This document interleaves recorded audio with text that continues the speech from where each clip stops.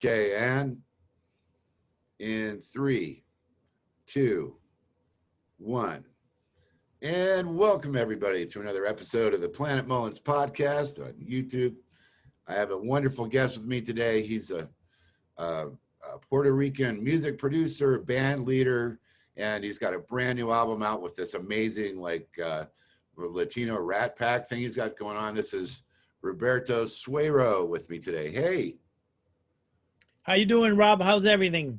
I'm doing good, man. I got to get this little sponsor thing out of the way real quick, and then we're going to talk about your incredible career and this new album with this blowing up all over the world with millions of YouTube views and great reviews and submitting on the Grammys and all that. So my sponsor today is Pierre's Fine Pianos. They're at 11039 West Pico Boulevard in Los Angeles, the exclusive Fazioli piano dealer in the Western United States, as well as new and pre-owned Yamahas, Bosendorfers, Kawais, and other fine brands.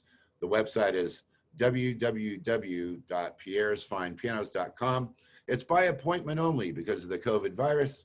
So all you have to do is go to the website, call the phone number, set up an appointment, and go in and get yourself a brand new piano. So thank you, Pierre, for the sponsorship.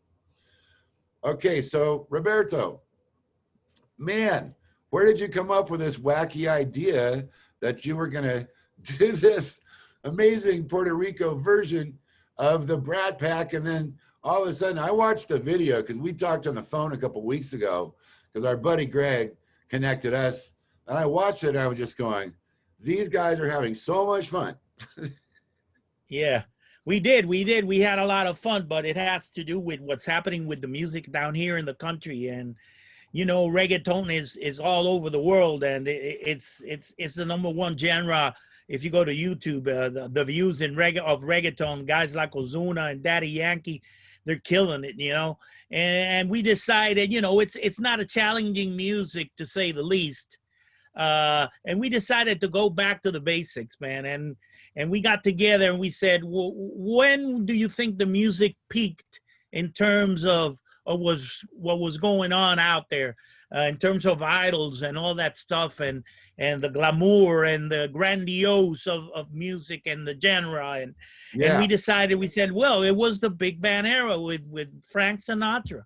I'd like to live in that era. I'd like to be, Dean Martin or Frank or even Sammy, which was Puerto Rican, by the way. Really? Yeah, he was. His mother was Puerto Rican. Wow. And we decided to do the big band thing. But it wasn't one concert. You know, when we practiced this, we did 6 or 7 gigs, and then we ended up doing the one in the Fine Arts Theater down here in Puerto Rico.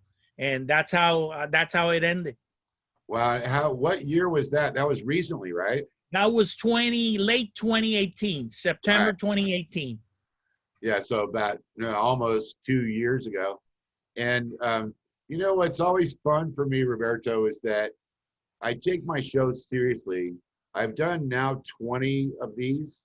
You're my 20th guest. And I learned that it's a host responsibility to, you know, learn something about the guest before the show, because that's only fair, right? And so I'm reading your bio, and your bio really was, I found it amusing and probably in a different way, because when a music person comes on my show, I'm always thinking a music person, and then it says, you know, lawyer. And anytime, you know, a band person, like musician, it thinks of lawyer, it's like, uh-oh. So what was so funny was usually it's a band gets into a problem, like they steal some sample, or there's a fight outside the cantina or something, and then they have to call the lawyer. But in your case, what's so interesting is completely backwards, because you had this huge, like, famous lawyer career, and then you went looking for your band.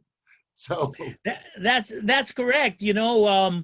But everything started when I was in high school. I used to sing on local rock bands, and that's how my interest in music was there. But at that time, I knew that I had to have a career, and instead of going through music, because also I was playing basketball and boxing, and Wow. I decided not to go through to the music, music industry, and I ended up studying law, and I went to NYU, did a master's in law and intellectual property. Wow. And I did that because of my interest in music, because what I wanted to practice was copyright and entertainment law, which I ended up doing. Oh, And so the music in a certain way has always dictated where the flow of my work and my history has ended up being. I get it. Well, I can kind of picture you now that I know that you love that big band thing. Like when you're doing your first gigs, were you doing like, Ozzy Osbourne covers or Meatloaf or AC/DC, or what was that like? That's a great question. My idols are Billy Joel, Elton John, Oh, Stevie Wonder, and recently we had a tribute to Queen, which we did with two people, wow. and we ended up playing down here about uh, 12 sold out gigs around the Wow. island, and 5 of those in Hard Rock Cafe in Puerto Rico, in San Juan, Puerto Rico. Nice, man. Well, the lawyer side of it, plus the music side of it, plus the live thing. Now, I would imagine, and I've been in some performing situations. Like I used to travel with this pop band up to Canada, right? And we would get up there and we would be playing a gig. We played this gig in Thunder Bay, Ontario at the Sleeping Giant Motor Motel. And it held like 500 trucks. And then that night, when we were in there playing the gig, the two hockey teams that had played the game earlier in the day, they both came to our same bar. Oh, that sounds dangerous.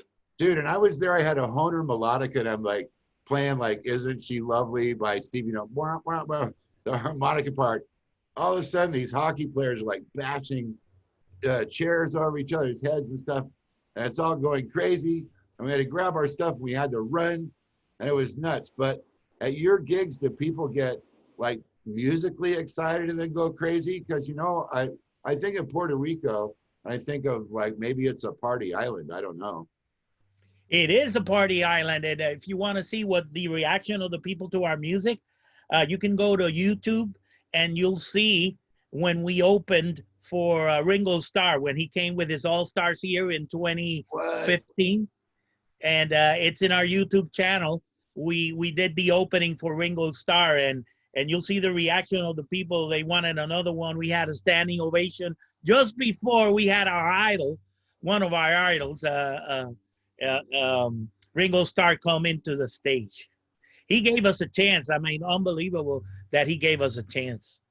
That's amazing too. So I'm imagining, you and Ringo, back behind the thing after the show, like, I would be just flipped out if I could meet one of the Beatles. I don't even know what I would say if I was standing there next to Ringo. Did you talk to I him? didn't see him. I didn't see him. The producer of the show, which is a friend of mine, saw him and talked to him and gave him a memento of Puerto Rico, but I didn't get to see him. Once the show was over, I did have a chance to talk to the musicians. I talked to Greg Rowley, and I spoke to the drummer at that time, I forgot. And I spoke to the guitarist that was the guitarist of Toto. What's his name? He's great guitarist. Steve Lukather. Lukather, right. Steve Luke. We talked to Steve Lukather and all that. So we had a great time. Man, that's so good. So, now that we're having this crazy thing with the COVID, and all of my gigs for the whole year were canceled, and that's one of the reasons I started my podcast, is I wanted to just check in with people around the world about, how are we surviving this as a musical community, as a Grammy voting community. I mean, how has it affected you, and what are you guys doing? Because I know you got a lot of people in your band. Yeah, we got a lot of people in the band, so we haven't been able to do any gigs whatsoever. I mean, absolutely nothing. And it was, it took us by surprise, and and no one had envisioned what was going to happen. Even now, we don't really know when we're going to be back. We had a show that was going to be on March 14th that was suspended or postponed, and I've rescheduled it for March 13th. And we don't know if by March 13th this is going to be over or we're going to be able to do the show, but we just keep postponing it till we do it because it was a sold out. Wow. And you know, when we change the dates, people have the chance to get their money back if they return the ticket.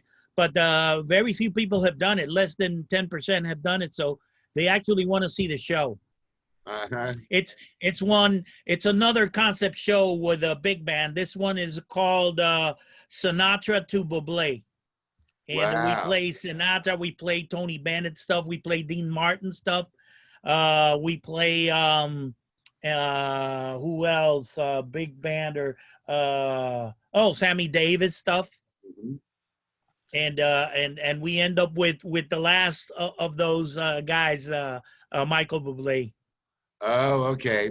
Yeah, you know, I one of my earlier interviews earlier in the month, I interviewed a guy who was a bass player who's like really close friends with Michael, and he said, you know, say what you want, but the guy is very nice, like just as a guy. Because a lot of times, I remember being a little kid and I would watch these Rat Pack things with the original guys because my dad loved Dean Martin. You know, he didn't like Frank that much. And the reason that he didn't is because he knew he could never be Frank, right? Because Frank was just like so smooth and he was so deep. But Dean, you know, even though he wasn't really a drunk, he kind of played like he was a drunk.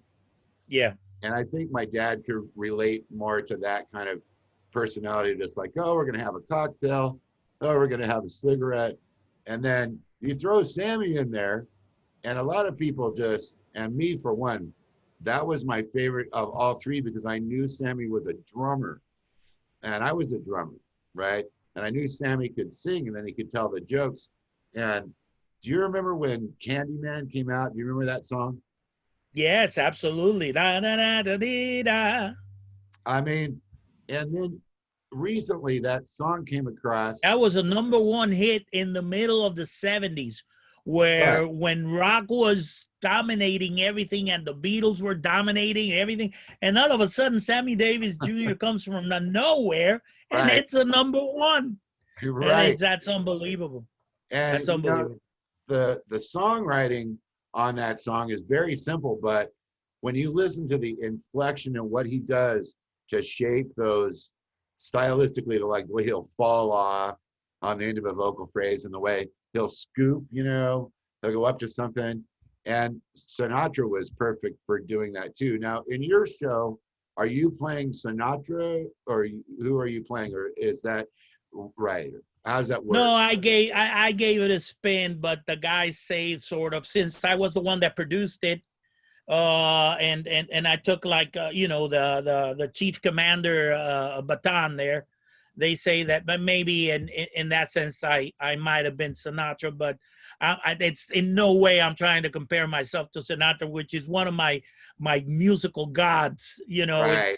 it's unbelievable. I mean, if I were to name 5 singers in the history of recordings, I had to name Sinatra probably as #1, no matter what. I mean, what he could do with his voice and the way he did it back in the day when they were practically, you know, the technical advances in terms of recordings were not the same.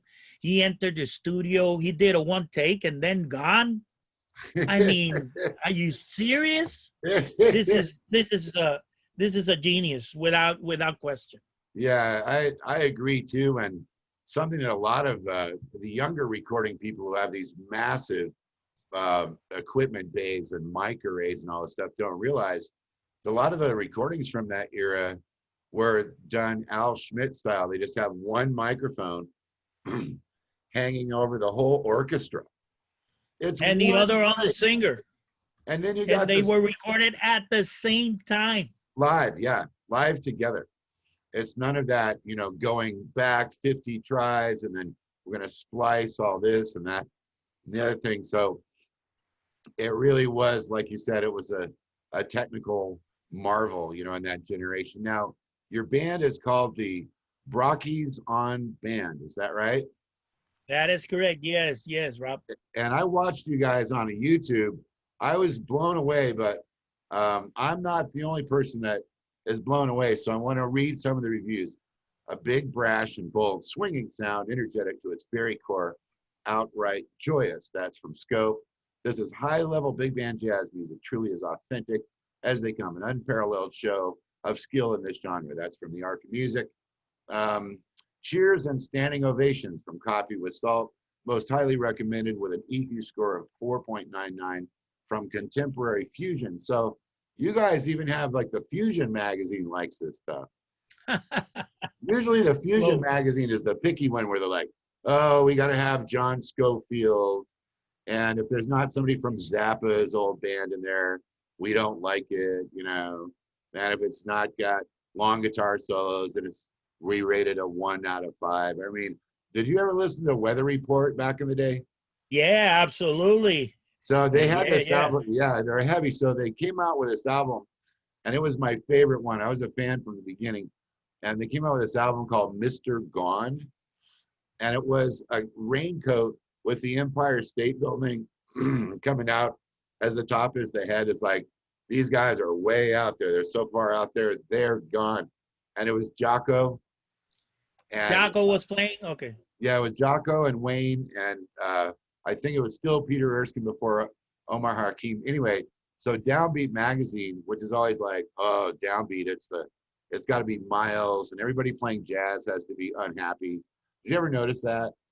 That's like yeah. Yeah, like you can't be happy and doing the bad angry cat. Right, bad angry cat. So then Downbeat reviews this great album. I love it. They give it 1 star out of 5. Really? Yeah, it's one of their best albums ever. But it's like there's all these little picky things with these reviewer people. So it looks like you guys are just like smashing it across all the different boards. That's great. Well, you know, these people that are innovative, like Weather Report was, with Jocko in there with the fretless bass. Right. And you know that these guys are breaking the mold, and sometimes to break the mold, you're gonna have to, you know, you're gonna have bad ratings because people don't understand where you're coming from yet. Oh. But later on, if you get people to critic the album, it's probably one of the best nowadays, you know.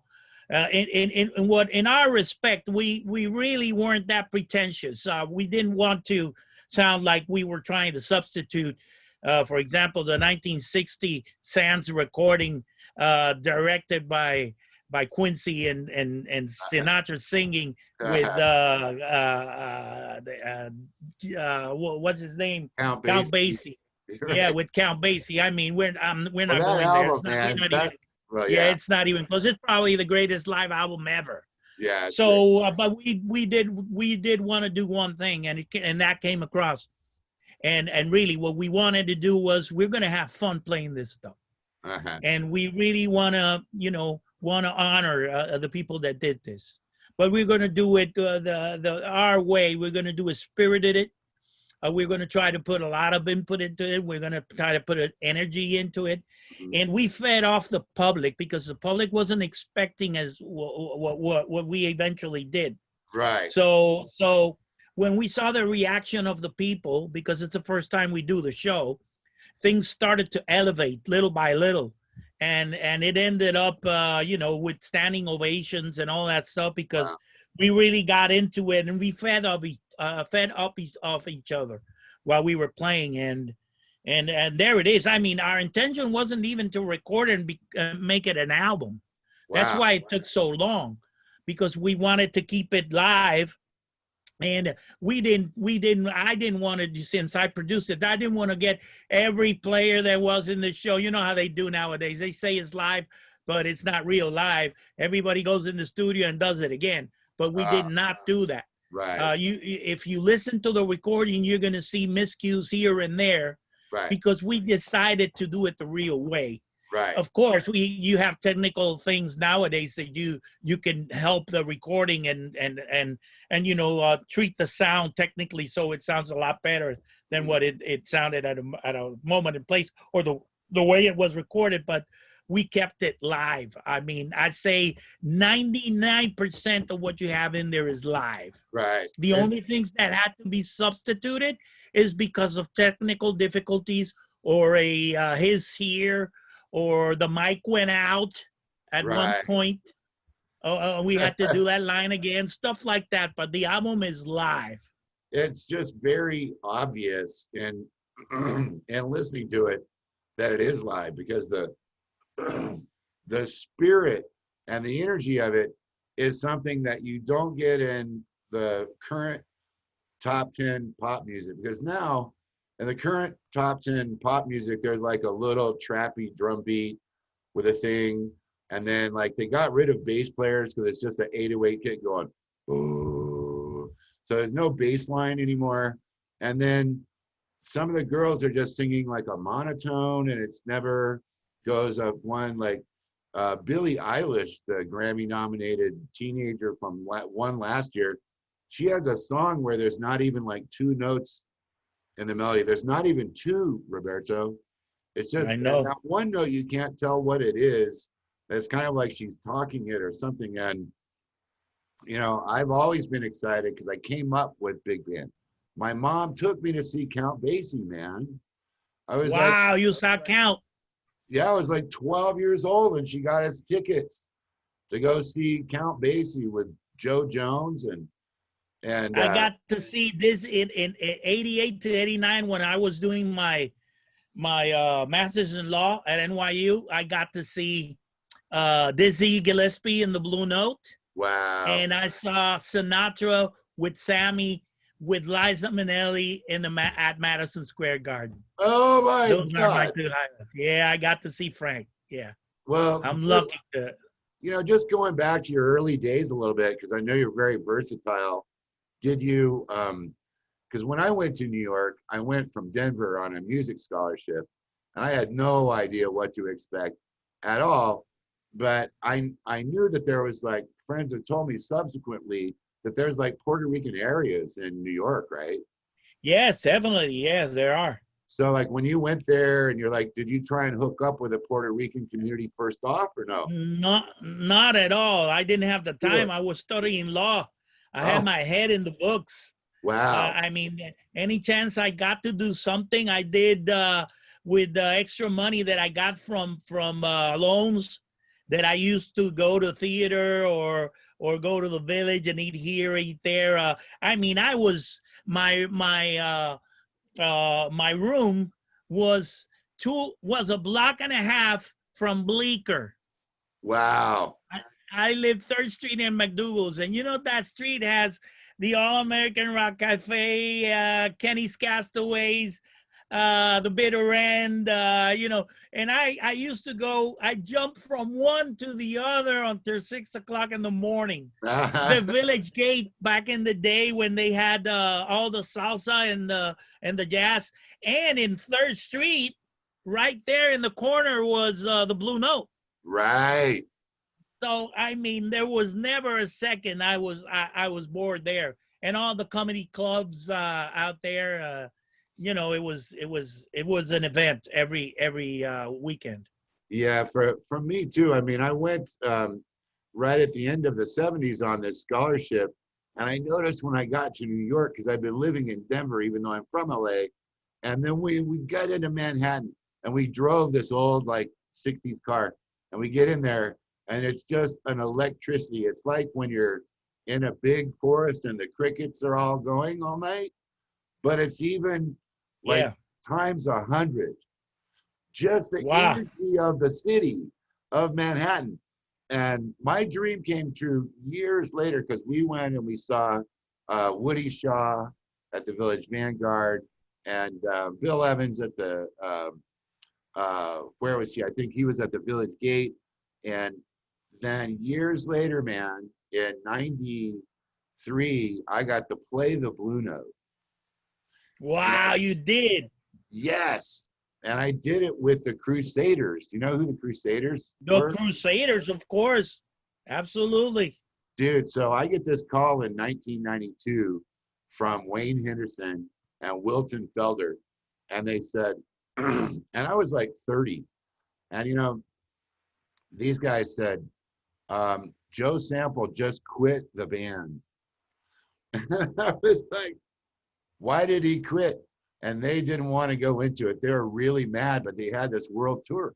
So, and I had played with Wilton before with Phil Upchurch and Dudu. So he said, do you want to audition? I said, yes, absolutely. So I auditioned and I got the gig, man. So, Great. so we played the Blue Note in Tokyo. We played the Blue Note in Osaka. We played the Blue Note in Fukuoka. And then we played the Blue Note in New York, man. Oh my Awesome. God. You know, and that thing in those days, right? It was till 6 in the morning because the Blue Note would start at 8 o'clock and they'd have 2 headliners on the weekend. They'd have, right, yeah, they had 2. They had us, then they had Dave Valentine, then they had us again, and then at 3 o'clock in the morning, they had the Jazz Vampires. Wow. And they went from 3 o'clock to 6 o'clock. So obviously you managed to get in some of this great culture while you were there getting your law degree, but you know, Definitely, yes. being a lawyer is a really crazy thing because I have friends that are. And then did you already know you were going to go into music and copyright, or you have to do a bunch of general stuff first?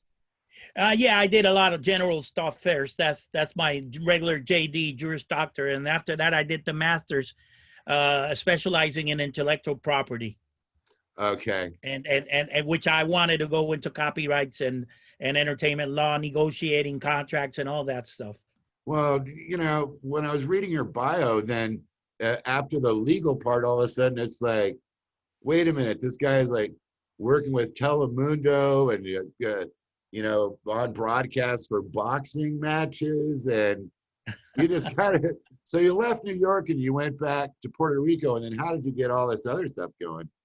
Well, I you know, I've always thought that you got to do the more you do in this life, the better you educated you'll get. And if you have all the chance to expand and diversify, you should do it. And I usually work in the stuff I really love. You know, I love boxing. I used to box when I was young, and I got the chance to. I started putting money as a promoter. I had an associate, and they asked me to comment on a couple of fights, and I did it for 2 years, and I loved it. Wow. And I ended up being in one of the greatest rated shows in Puerto Rico, called Objetivo Fama in Spanish. I did the Simon character. I was the bad guy who said the truth, actually, of the people who were trying to make it. So. And I did that for 7 years. Wow. It was for many years the highest rated show in Puerto Rico and one of the highest in all Latin America. So that's how I got really known. But before that, I did Son by Four, which is a group, salsa group that did also ballads. And we did so good. We had a great single there that was a Billboard named as one of the greatest songs of the 2010 decade. Wow. Actually, it was not the number one song from the 2010 decade, and I was the conceptual creator, together with Omar Alfano, which is a really famous composer here in Latin America, of the group. And we were nominated for a Grammy at that time, but we didn't get it. But we got 7 Billboards, though. Because the song was so popular, we got 7 Billboards. Recently, it was named the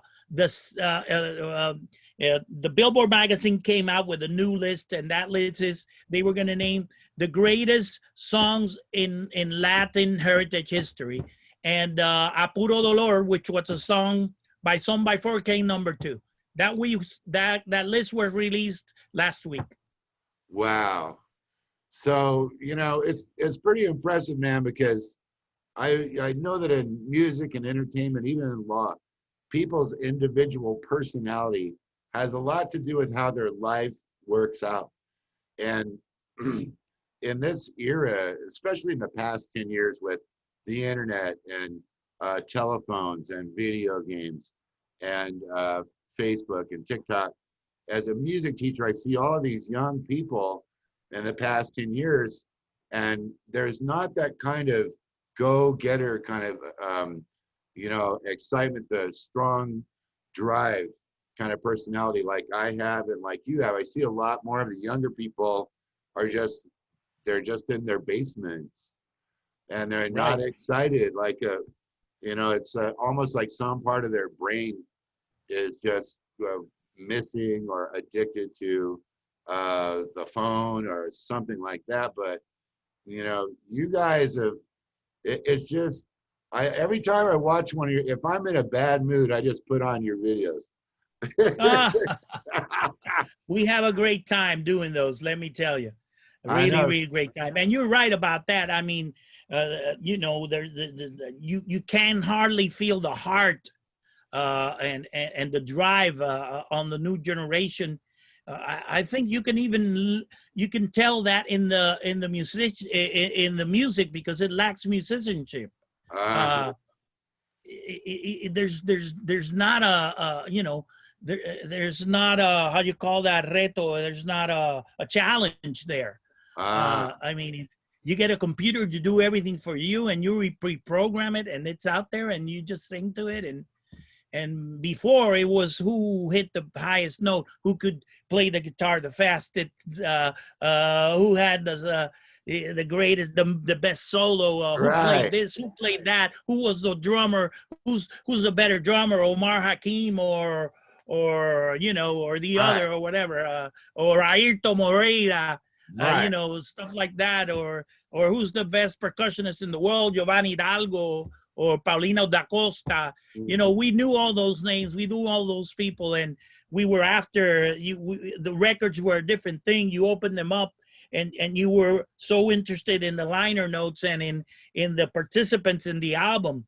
Even the Uh-huh. composers Oh yeah. got their share in there. But nowadays is different. I don't know.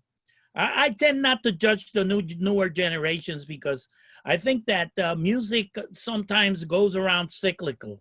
Uh-huh. It's cyclical, and I know that music has gone really low in terms of the production or the quality at some point, and then all of a sudden just soars really, really high. So I think we're at the bottom of the wheel right now, and Okay. sometime we'll go back to the top of the wheel with Uh-huh. a newer crop of guys or whatever. Well, that's interesting that you look at it that way because I learned that from my dad a long time ago. It's like it is, it's an entire wheel, it's a cycle, and it's also a pendulum swing, So I remember in the 90s, I was really doing great. I was playing with all these big jazz people like Ernie Watts. I went on tour with him, and then I had Alfonso Johnson as my bass player for a couple of years. And then I was doing the Crusaders and all this. And for me, that was all lifelong dreams coming true. And then all of a sudden, here's this band called Nirvana, and Oh yes, they're playing this like depressing excitement. And I didn't know, I was like, and I listened to the chords of that stuff, and it was almost like Bach or Beethoven, how the guitar and the bass and the voice all worked in the counterpoint. But these guys were mad, and they were skinny, and had this like real quiet dynamic, and then they would hit the pedals and step the foot on the gas, and it was so exciting, man. And yes, yes. then, since then, because I don't know, Roberto, you got to tell me your views, because this whole thing with like EDM, they call it electronic dance music now. When I was coming up, it was just disco. It was that for 10 years with the 4/4 kick drum. And then what did they call it after disco? Techno. And then after that, they called it something else. And then 30 years later, now it's called EDM. That music is still just too boring for me, man, because it's that programmed bass drum. It almost is like getting hit in the head with the boxing glove every beat. And what you guys do is not that. It's all this flow. No. And it's, community. See, that's the thing too about that whole culture is you can feel community in it instead of this weird solitude thing that a lot of this modern pop stuff has. So you guys are submitted for a Grammy, and what's your category in the album title so I can tell everybody about that? Best album jazz ensemble. Okay. I think I'm not sure if I did. I gave it the exact way it's supposed is to it be. best big band or best large? Let me see. I'll tell you exactly what it is Okay. in a second. It's best large jazz ensemble album. Right, I had it right. Okay. Okay. Cool. Best large jazz ensemble album. All right. Now, if people wanted to, reach out to you guys and get a CD, are you still making CDs in Puerto Rico? Or? No, we did several CDs to get them around to the community. Okay. And but we're probably going to do another pressing later on. But right now we got the show recorded, the audio visual in YouTube. And we're in every digital platform right now, YouTube, Apple Music, Spotify, Deezer, whatever. We're in every one of those. Wow. Well, from the legal standpoint, I've always needed a lawyer my whole life because I'm a prolific composer. And I also like to party, especially in the 80s. And I played with some really serious party bands like Bruce Willis. I was in Bruce Willis's band. And a lot of people didn't even know he had a band, but boy, in Europe, everybody knew Bruce had a band. I got his video, the something of Bruno, something like that, right? I got his video and I saw it, and I it was really good. Yeah, I mean, we had some big moments there. We were in Montreal, Canada, and they closed the city, and we had 110,000 people in the town center. So that kind of stuff is exciting, but there again, that was all live. We had the best players. We had Steve Ferroni from Tom Petty on drums, and we had Skunk Baxter from Steely Dan on guitar, and we had unbelievable. We had the Memphis Horns were traveling with us. I mean, it was a thing, man. And you guys' energy is actually similar to that because it's this uplifting community. It's old school, which I like because I don't like the modern society, my friends. I'll just come out and say, I'll go out on a limb and say, my uncle always says this. He says, the modern world sucks. I hate it. And in a lot of ways, I think that he's right because community is so different. An online community is not baseball. It's not church. It's not barbecues. It's not salsa parties. It's not these big ballroom things like what you guys are doing. No matter what it is, it's still, to me, it's kind of like little Monopoly heads going across on your phone, right? And so how do you navigate from a legal standpoint now that everything's shifted to the digital? Did you have to go back and study more about how that works, or did you kind of just naturally just jump in because you have all these music clients saying, now what do I do to get my royalties? You wouldn't believe it, but the legal world has overly simplified with what's gone on in the music business. Oh, really? Because but it's ridiculously simplified because back in the day when nowadays they're making hundreds of millions of dollars through streaming, but back in the day you had a lot of sources of income.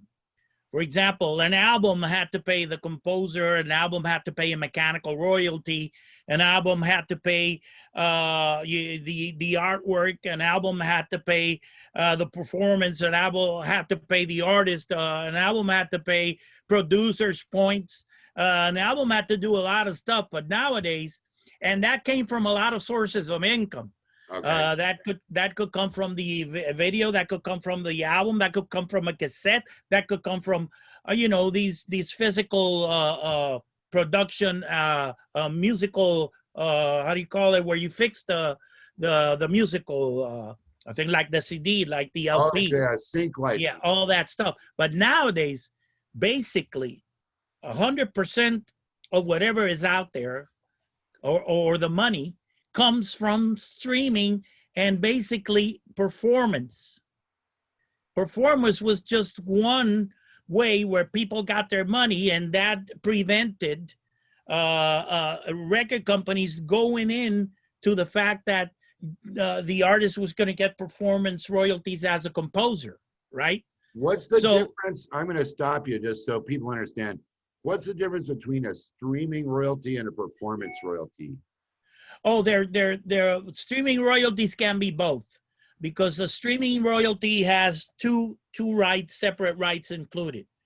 The streaming royalty has to pay a mechanical royalty for the streaming, because there's a reproduction of the master in whatever computer or device is going to be catching it. And it has to pay a performance royalty because it's also going to be played. Okay? And that's why those two, even though they come from the same performance, they've analyzed, or they've reasoned the law to state that since the music has to come into your computer and there it has to be fixed in order for you to listen to it, that's mechanical. So you're getting money from those two. The publishing side takes care of the streaming and the performance, and the mechanical side takes care of the streaming and the reproduction. And back in the day, record companies were not going into your income stream when it came from performance if you were the composer. The record company was okay with just making money out of the record or the sales of the record, right? Even though the artist got a little bit, unless you were a super artist like Michael or something like that. But nowadays, everybody has to make money from the streaming. And it took about 10 years to figure it out, but they figured out a way to make a lot of money from the streaming.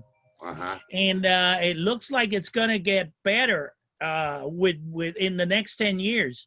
Everybody's betting on that. The major labels are buying a lot of catalog. So even though the producer, the manager, the artist, the composer, the publishers, they're all making money, simply from the stream or from the performance. And they have these famous split sheets in which everybody gets together and say, how much are you going to get from this?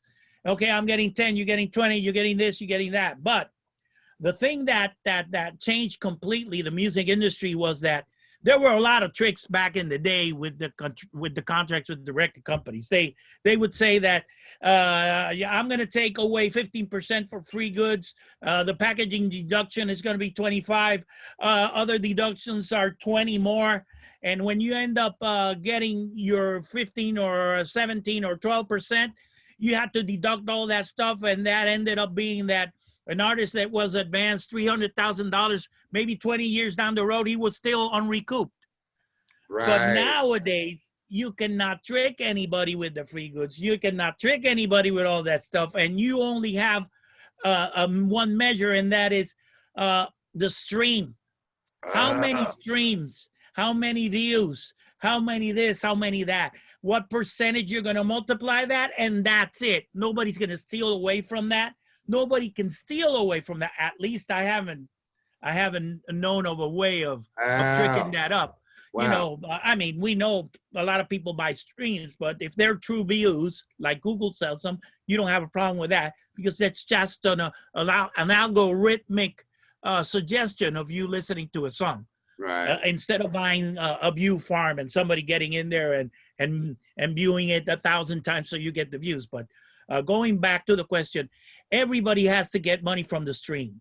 But the stream is generating a lot of money. For example, the song Despacito, which is two Puerto Ricans in there, Daddy Yankee and Luis Fonsi, of a reggaeton sort of a song. This is not that much reggaeton because it used to be like a cumbia from Colombia. and then they turned it into a reggaeton song when they added Daddy Yankee in the chants, you know, in the rapping. That song has gone 6 billion views. I'm saying billion. Wow. And every 10 million views, in terms of the whole scope of the money that an artist can monetize, you can make around $10 million per billion views. So you have about $60 million there only in the streaming of that song. That does not include. That's one song. One song.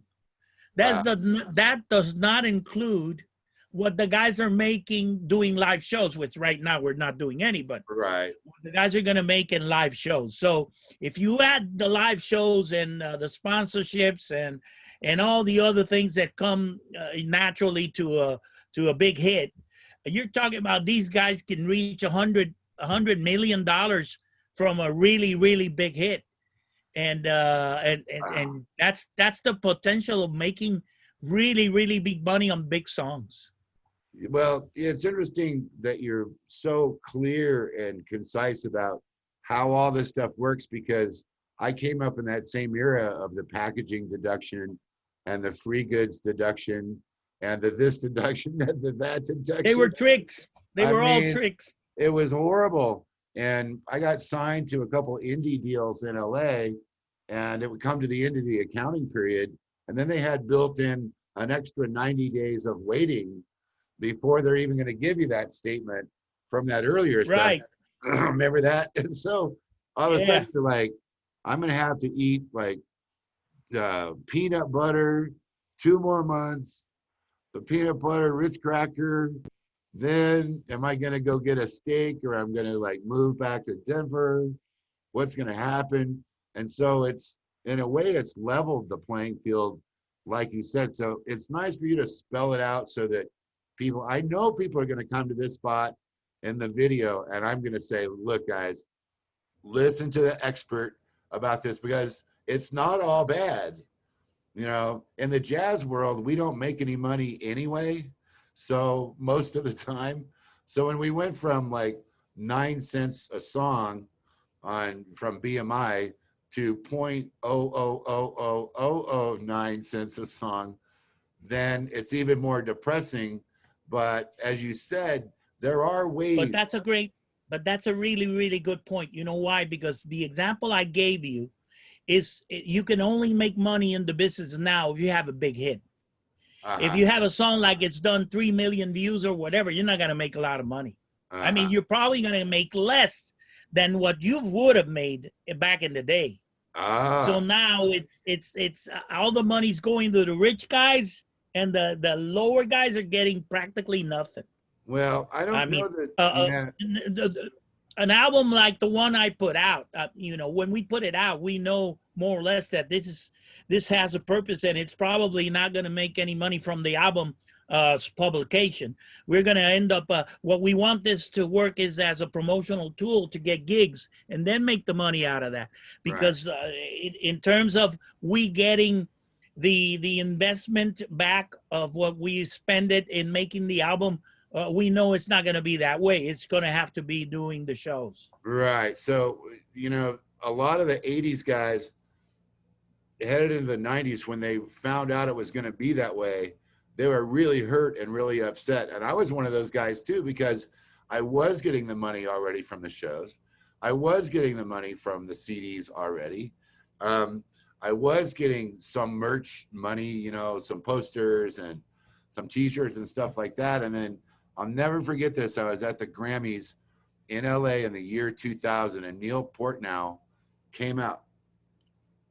And he said at the very beginning of the show, ladies and gentlemen, welcome to the 2000 Grammy Award ceremony. And then he says, we are in an era where every major artist is one mouse click from extinction. That was his opening line. Wow. And the whole place, dude, 18,000 silent seats, you know, because it's so true. You don't realize, and like you said, it took those 10 years for all the wild, wild west stuff and everything. What's made me angry though is I still, you know, like I'll put out a new single, and then within 15 minutes, if you do a Google search on that single, it's already available for free in, you know, Korea and Latvia. There's nothing you could do, right? Nothing you can do. Over there in those places, you know, you know, you have to look at it realistically. Do you have the money to go there and stop them? If you're a major label, probably, but if you're an independent guy that just put his album out with the sweat of his brow, it's not going to happen. And so you might as well put a dispute in there and hope for the best. Yeah, I had that happen with one of my jazz piano books, and it's a major publisher. Hal Leonard is the world's largest music book publisher. And I found there was this guy on some site, and he had taken the time to make a photocopy of every page of a 218-page book. And first off, I'm thinking, it's just such a waste of time. Just spend the $20, right? But for some reason, right? And you could download the PDF now, but he had that up there, and I had to contact the company and file the complaint, and then I had to wait for them, and then there was all this other BS in there. Then 6 weeks later, they take it down and they say, we have now taken it down. And of course, you never get the identity or the email address of the guy that stole from you. There's just, you know, so we finally get it taken down, and 2 hours later, he puts it up again. And, you know, I'm sitting there, Roberto, thinking, doesn't this guy have any kind of a life? Like, horrific. You know, yeah, I mean, it's just the weirdest thing. So you guys, anyway, your live thing is on hold right now, but you're going in for the first round of the Grammys. I've listened to the album, and, you know, Greg Selson and I have turned people onto it in Facebook groups. Thank you. And, you know, now I heard from one of my earlier guys that I filmed today. He said, you know, I get so much bad music sent to me by these Grammy promoters and by individuals and stuff. And I've learned over time that if I ever get something that says Rob Mullins on it, or from Rob Mullins, or Greg Selsa, that it's not going to suck. It's going to be whatever right? It's going to be whatever the best possible thing is, because, you know, I worked all these years struggling along in jazz. I finally got asked to be a voting member of the Academy. I take it serious. To me, it's a big honor. Like, you can't do much higher except to win a Grammy than that. Absolutely. And I've been nominated. And man, every time I post in one of these Grammy places about you guys, it's always love, man. Just thank you. You know, it's so much love out there because people can feel the humanity of it, the humanness, the happiness, even like what I like is you have all this Vegas-y stuff, but you're doing it in a Puerto Rican way. Does that make any sense? Yeah. It's got a Latin flair to it. It has this. I mean, in even the Rat Pack didn't. They did interrupt each other, but not while they were singing. We interrupt each other while we were singing sometimes. You know, we didn't care if we were recording or not. And you know what we did? We made honor to the Rat Pack because we put a table on the side of the stage, and we had our whiskey there, and we had whiskey while we were doing the show. Not a lot, but we did drink while we were doing the show, and we were hanging around the stage with the drink because that's the way it used to be done. Right. That's the way we wanted to do it. I was right at the end of that in the 80s, because in the 80s, I was still putting a bottle of Jack Daniels on top of the piano, and I had an ashtray, and I'm smoking a Marlboro Light, and the Jack Daniels is on the piano, and Jack Daniels was sponsoring the gig, you know, or Cool Sleepers was sponsoring the gig. Now it's like kind of this low key, kind of sleepy wine thing. Oh, we're at the winery. Oh my goodness, is this rosé better than that Cabernet? I don't know, but listen to the smooth sounds of the music that you can't stay awake through, like like that. But that end era where it was just like, yeah, man, we're partying. We used to smoke cigarettes in the smoking section on the plane and fly all the way to to Tokyo and drink the whole time. Man, you imagine now if you were to go on like some, regular TV thing and say, well, Rob, what would you like to do today? Well, I want to sit in the back of a plane and smoke cigarettes and talk to girls and drink 4 or 5 tequilas. I'd be like banned off the whole internet. Right. Right. So And when we edited the show, we edited a lot of the parts that we were drinking in. So so it's crazy how the culture has changed, but what you guys are doing, I just think is fantastic. I fully support you and your crew. I wish we could have got everybody on here. Maybe next time we could do a longer one and get more of your guys, but man, I'm wishing you all the best this season. Fantastic project. You're a super cool dude. And anytime there's a lawyer who goes backwards at it, that's so great. Because it's always been, oh, we're in a band. What happened? Oh, the roadie crashed into the median and then mangled a car full of people from the Philippines. And the doctors are coming, we got to get a lawyer. No. And then you go from, well, I'm going to learn law and copyright and this and that. I'm going to go to New York. I'm going back to Puerto Rico. And now I'm going to find my band. That's right. That's the way I did it. But you know what? I've always tell all the people that my law is my profession. Music is my passion. Yeah. So that's how I keep myself from going to a psychiatrist. That's a really good point that we'll use as our wrap-up point for today. So, Roberto Sueiro with his fantastic... Been a pleasure, Rob. Been a pleasure. And, thank you for having me in your show. Oh yeah, I love everything about it, and good luck this season. Call me anytime, and I still drink tequila. I don't do it on camera, but if we ever get together, or if I get to come down to San Juan, because I played there before a long time ago, I'd love to come back and do it again. Absolutely. I'll invite you if you come down here.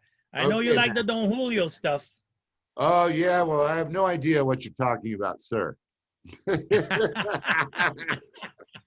All right, buddy. Take care. Take care. Thank you. Thanks for coming on the Planetmullins podcast. Bye-bye now.